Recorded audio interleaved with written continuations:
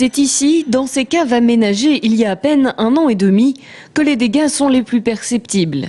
Un petit appareil en est d'ailleurs le témoin, 14,6 degrés et 74% d'humidité. Des chiffres qui inquiètent l'équipe du musée du Grand Pressigny et qui se traduisent désormais par des marques qui ne trompent pas. Sur les murs, pourtant lessivés avant l'inauguration en septembre 2009, des moisissures ont fait leur apparition.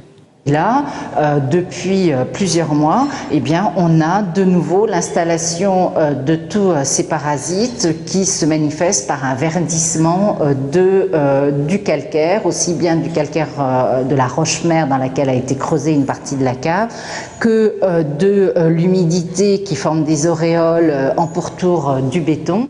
Et si les collections ne sont pour l'instant pas en danger, certains supports ou fonds de vitrine pourraient bientôt souffrir de cette hydrométrie record. Profitant des travaux extérieurs, l'équipe et le conseil général, propriétaire du musée, ont donc décidé de faire le point pour connaître enfin l'origine de ces désagréments que les visiteurs semblent même noter.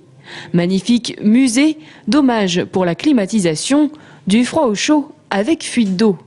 En effet, sur la passerelle, un problème d'évacuation a provoqué l'effondrement d'une partie du plafond et dégradé le parquet. Donc là, on a toute une association de points d'interrogation sur lesquels il faut absolument qu'on réponde. On ne peut pas rester dans cette situation plus longtemps.